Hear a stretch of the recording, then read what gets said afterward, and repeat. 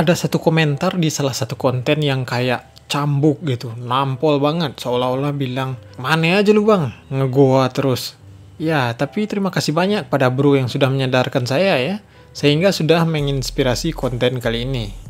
Bacot, bahasan dan cerita soal teknologi komputer, episode 12. Sesuai dengan komentar bro tadi, kali ini saya akan membahas tahun 2023 sebaiknya jangan rakit PC DDR3 lagi. Ya walaupun rakitan Intel Gen 3 Ivy Bridge kesayangan kita udah murah banget ya sekarang. Begitu juga dengan Haswell yang juga drop harganya. Tapi ada 5 alasan atau faktor mengapa Anda, terutama kaum kerehore, harus mikir-mikir lagi untuk jangan rakit DDR3. Mari kita bahas satu persatu. Pertama, DDR3 terlalu jadul. Core i5 3470 sekarang 200.000 lebih sedikit saja. 2 jutaan udah bisa dapet PC yang kelihatannya gahar banget gitu ya. i5, RAM 16GB, tapi udah mati pajak 10 tahun. Ya walaupun pindah ke Intel Haswell Gen 4 gitu yang rilis tahun 2013, zamannya Harlem Shake dulu bro, terlalu jadul juga. Terus bentar lagi RAM DDR5 udah mateng tuh. Bakalan banyak mobo seri rendah, sebut saja seri H Intel atau AMD yang support DDR5. Kedua, Skylake dan angkatannya murah. Transisi RAM DDR3 ke DDR4 itu pada zaman Intel Skylake atau generasi 6 bro. Yang mana mobo Intel Gen 6 ini ada yang support DDR3, ada yang bisa ditancap DDR4. Saat ini harga i3 6100 dan i5 6500 yang mana dua item ini yang paling populer ya di budget Gen 6. Harganya udah turun lebih dari 50% dibanding harga 2 tahun lalu.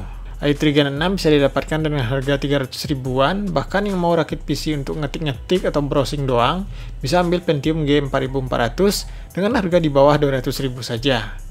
Begitu juga dengan motherboardnya, mobo seri H Intel kebanggaan kerehore yang mana H110M untuk Gen 6 ini bisa didapatkan dengan harga mulai 400.000 bekas dan 700.000 untuk yang baru bergaransi. Ketiga, RAM DDR4 bekas murmur. RAM DDR4 baik yang pakai skin maupun yang hijau-hijau sekarang udah murah banget ya.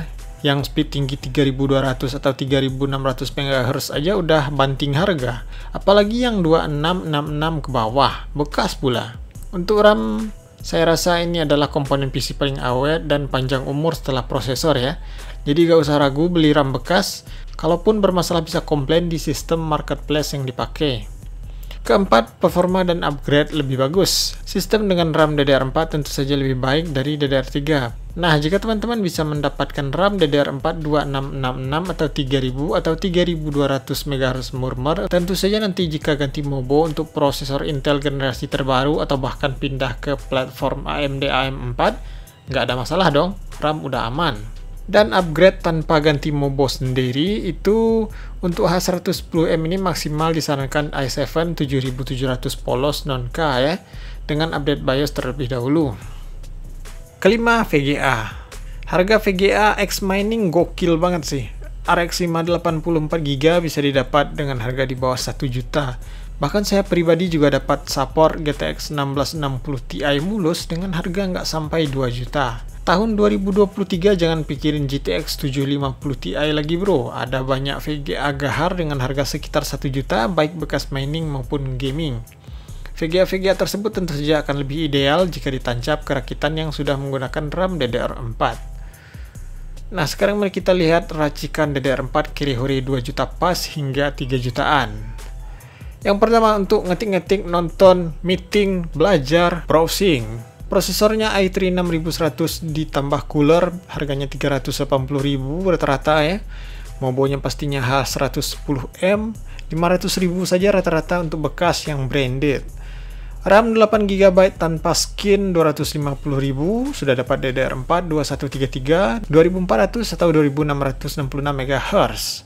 SSD kita pakai SSD lokal saja yang 256GB, harganya biasanya 220-220.000. Power supply branded bekas yang harganya murah itu FSP Hexa bro, silahkan cek di marketplace, di short yang baru diposting ya, atau cek di toko komputer bekas langganan, itu biasanya FSP Hexa harganya murmur. Kemudian casing plus fan yang kelihatan gaming sedikit lah ya, harga 400 ribuan. Totalnya 2 juta pas, udah dapat PC DDR4, bisa nyala dan upgradable. Kemudian Untuk yang gaming ya, ada i5 6500 di harga 600 ribuan. Coolernya yang keren sedikit ada Jonesbow CR 1200, 100 ribuan. Mobo masih sama. RAM bisa dual channel 8x2, 16GB DDR4, 2400 atau 2666 MHz. SSD masih sama, lokal 256GB. Power supply juga sama, 500 atau 550 watt, FSP hexa. Casing juga boleh sama ya, yang sudah termasuk fan. Kemudian VGA-nya tentu saja RX 580 atau 570 4GB. Bisa didapat di harga 1 juta kurang lebih sedikit ya.